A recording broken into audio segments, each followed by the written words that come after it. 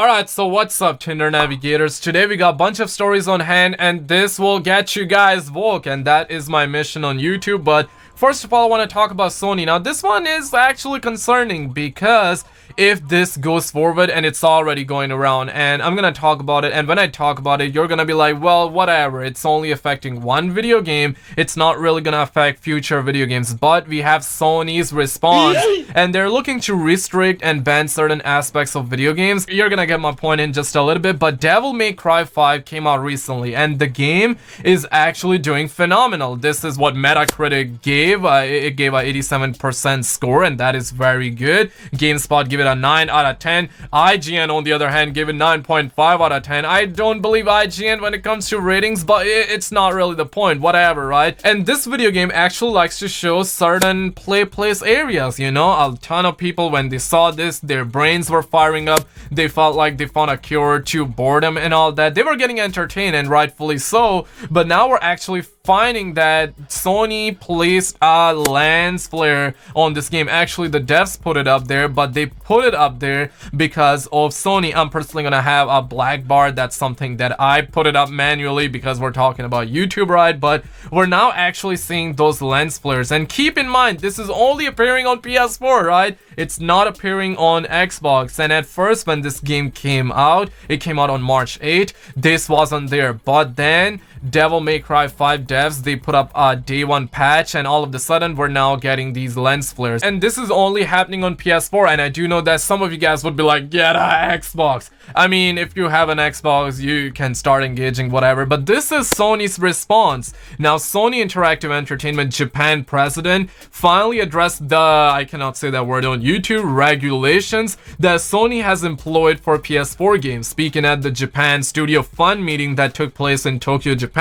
on December 1st of 2018, the event was themed around a celebration of SIE Japan Studios projects, but was also open to some fan questions. The news was picked up by Japanese gaming blogs, which briefly covered some of the topics this person addressed, and I quote, regarding the regulations of depiction of content, it's simply a matter of matching global standards. As for the freedom of expression, we have to think about what might be unpleasant for and shield them from those things while also thinking and assessing ways to find a balance. And to be honest, it's understandable, but don't we have ESRB, don't we have Peggy who likes to like put a rating on these video games, and this game is actually rated M, so I'm pretty sure this game can show some place areas, you know. It can definitely help homies fire up their brain and whatnot and find cure to boredom and all that. But obviously Sony has to step in, and this is concerning because obviously video games in the future are definitely gonna be impacted by this change. I mean, Cyberpunk is a major example. I think that game might be tempered with this new policy. I feel like that if the video game has received a rating of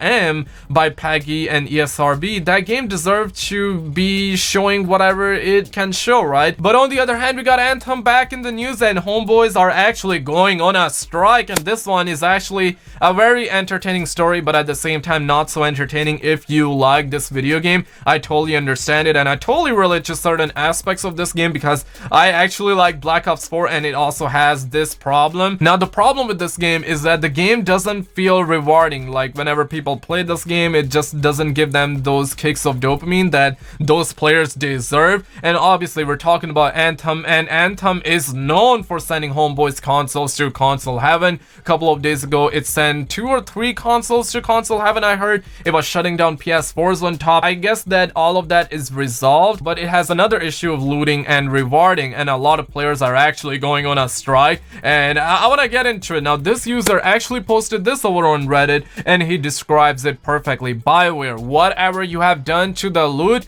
intentional or not, do not reward it. And you want to know what happened with this game? Well, this game had a ton of bugs, and one of the bugs actually let players have a ton more loot than usual, and a ton of homies were getting kicks of dopamine. Players were enjoying this game despite this game being broken. And you know what? BioWare discovered that bug, and they discovered that Bob was behind it. they threw Bob out of the window. All of a sudden, we received a new patch and they patched the looting and the game feels lackluster once again. And Anthem players are actually protesting and they are going on a strike. And this user by the name of the God Roll over on Reddit, I mean, slow your roll, homie. But this user described it perfectly. He says the following: "Congrats, BioWare. You are successfully pushing players away from your game. Yesterday evening / last night was the most fun I've had in this game since the last accident of increasing loot drops. I don't think you understand how important this is for people who value their time spent on a video game.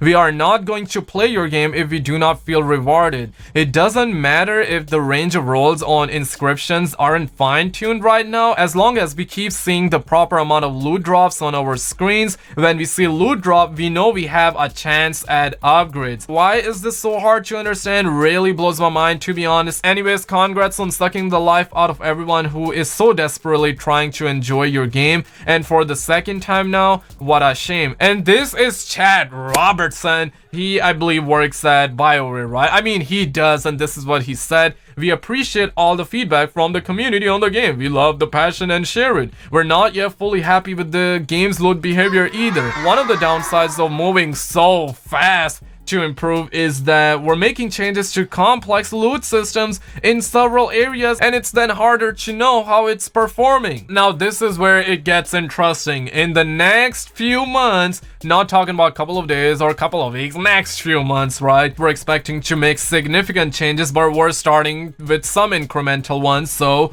we can better navigate the evolution. Our goal is to ensure the best possible player experience, and you know, a ton of people are engaging, and to some extent it's actually understandable, and I totally respect their moves and hustle and all that, but we know that they had better loot system in the game and players actually enjoyed it. So instead of reverting that, just let players enjoy, you know what I mean? There's a saying: enjoyable game, even if it's broken, it's still fun. But a game that's boring and broken is, you know what I mean, it's not fun. I don't even know if that's a saying or not, I just pulled it out, but you probably know what I mean. But on the other hand, we got Treyarch back in the news, and finally we're getting a new update in Black Ops 4, and I'm actually happy by it, but at the same time, I guess it's too little too late. I'm not really satisfied with it, but I'm actually happy that there is something coming up, and it's actually coming out tomorrow, and this is what Treyarch said: Shamrock and Ivan, it's gonna be coming on PS4, and the problem with this thing is that obviously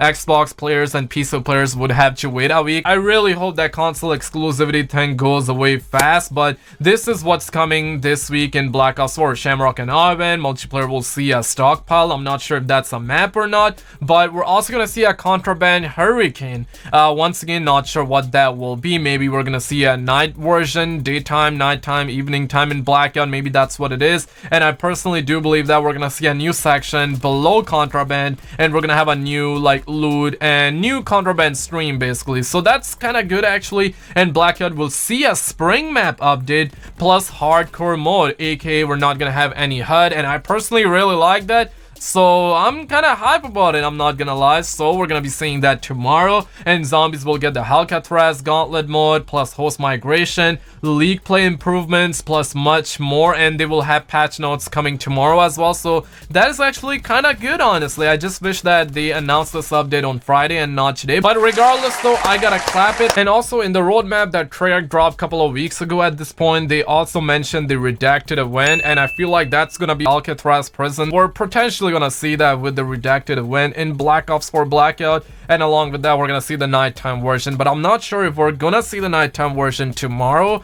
or with this event. It's redacted, right? So don't really know. On the other hand, I'm kind of hoping that Misty becomes available in the Blackjack Shuck tomorrow, and I'm also hoping that it doesn't cost us 10,000 Call of Duty points. Knowing Activision, it's probably gonna go above and beyond 1,000 Call of Duty points. I can definitely see her skin cost 2,000 Call of Duty points, because we're talking about Activision. They like printing Benjamins on a daily basis. purchases, and they like to take all of that capital at home on a daily basis as well. It's gonna be a special order, right? So I'm pretty sure you're gonna buy the skin and then you would have to complete some missions. I believe it was the same case with Richtofen's skin, where you would have to spend 600 Call of Duty points. He was a special order, and then you would have to like get some tier skips and complete some challenges. And once you unlock those tiers, you would get yourself Richtofen. And Taki was a 800 Call of Duty point skin, and he wasn't the special order. Basically, you would pay and you would get him and you would unlock him instantly. So yeah, prepare for a 10,000 Call of Duty point skin tomorrow. But hey, let me know your thoughts below. Like and subscribe. Check out some other videos on the screen, and I will see you in the next one.